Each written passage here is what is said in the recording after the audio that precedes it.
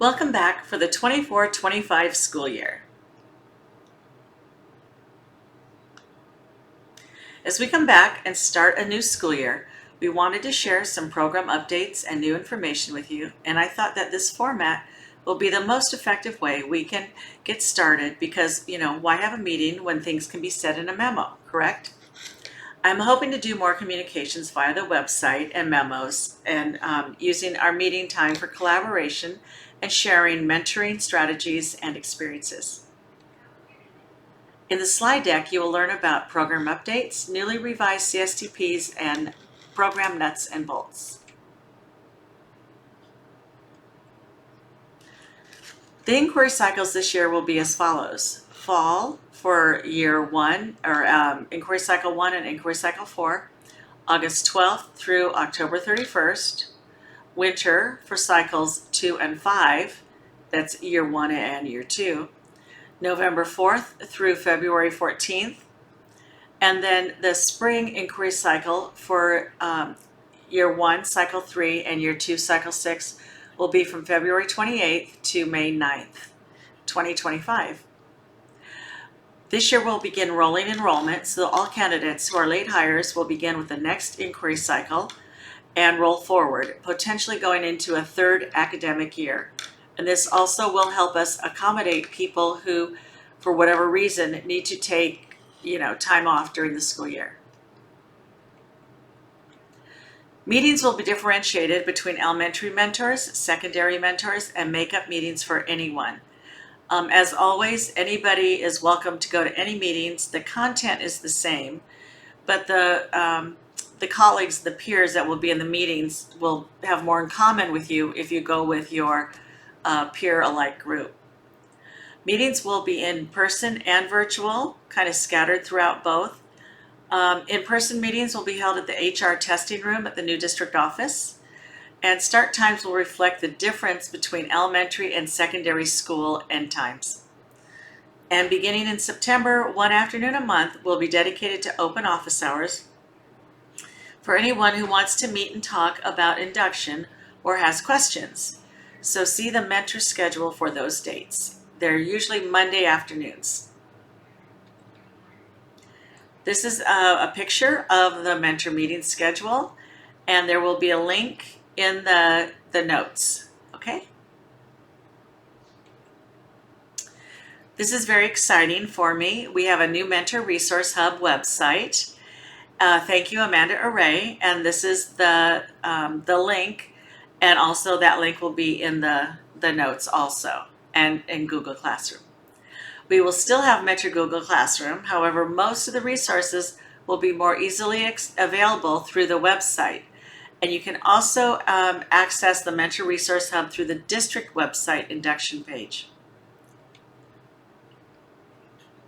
This is an example of the landing page of the Mentor Resource Hub.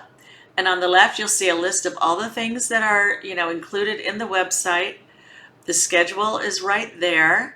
And if you see the way the arrow is pointing up on the top right hand, there's also drop-down menus to be able to access the different tools that you need, as you're mentoring. The mentor activity log, the new CSTPs, mentor tools and ILP resources.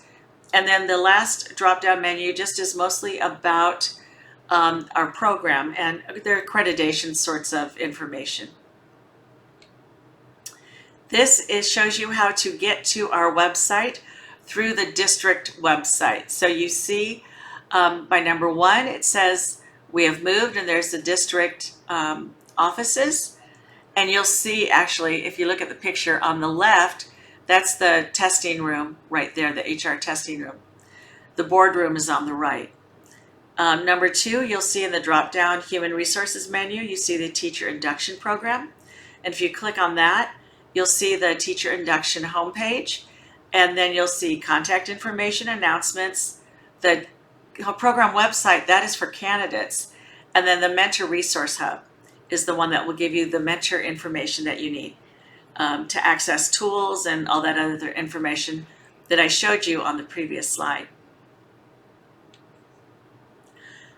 Google Classroom is being revised to reflect some of the changes, but will still be the place for you to go to upload the Mentor MOU and meeting reflections. Right now it is a work in progress, but it should be up soon. You can access all the tools though through the Mentor Resource Hub. The induction standards state that the program must include ongoing training and support for mentors, and that includes, but is not limited to, coaching and mentoring, goal setting, reflection on mentoring practice, supports for individual mentoring challenges, and formative feedback to the mentors. So in order to better meet these requirements, we have revised the Mentor ILP to provide opportunity for mentor reflection and program feedback. And this is a link to the new Mentor ILP. You'll see that it's sort of interactive. There's places for you to put things down and there's places for me to respond on it. Okay, I'm going to talk about the newly revised CSTPs. So hold on to your hats. The revised California standards for the teaching profession were adopted in April 2024, and complete implementation is required in 2025-26. And this is for induction. It doesn't necessarily apply to districts. It's for induction and preliminary programs. Teacher preparation, okay, not our evaluation system is based on the CSTPs, but that has nothing to do with state requirements. That's more of a district decision. This year we are doing a transition year, helping us get used to them, and so that next year it won't, by the time we were supposed to have it implemented, we'll already be there. And there's no continuum yet. It's expected to be completed in summer 2025, but last week a little birdie told me that it might be done in January, so maybe we'll have an opportunity to see that before the end of the school year. However, this year we will do a modified co-assessment. We're still doing it, but it's modified. It'll be much more subjective. The first meetings will go over this, so hold off on doing the co-assessment until after you've been trained or been given information on it. Year 2 candidates may finish up with the old standards, but not year 1. Year 1 has to start with the new ones. So choose one of the following to read and be ready to discuss at our first meeting. These are 4 different ways of looking at this new CSTPs.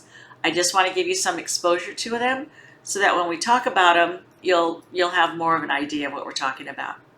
The first one is the whole California standards for the teaching profession, the whole kit and caboodle that came from the CTC. Then there's shorter things to look at. EdSource article number 1 talks about new California teaching standards and their increased focus on family engagement and social and emotional learning. That's from EdSource. Then there's another EdSource article. It talks about the standards. They're welcome, but the state must implement them consistently. So that's one of the reasons why we go through training, to help us be able to understand them and to be able to apply them appropriately. And then the last one is a different way of looking at the standards. It's the standards that we still have, the 6, and they have basically the same topics. The elements that are still the elements, but they've been reworked, and then example indicators so that we know what it looks like in the classroom. Okay, this is easy nuts and bolts for the program. New mentor training, August 14th is the first one. It's 4 to 5:30 in the HR testing room. And then on August 26th, there'll be a Zoom meeting for day 2 of the new mentor training. As you know, stipends will be prorated, started in November through June, and the stipends are all inclusive. They include your meetings with me, your mentor training meetings, monthly mentor meetings, and your meetings with your candidates. Mentor matches should be done now. They're not quite done, but almost. And then check dates for the meetings, and that's the schedule that I showed you earlier. So more than anything, I want you to have a fantastic year, and I am so happy to see all of you, and looking forward to a great time this year. Thank you.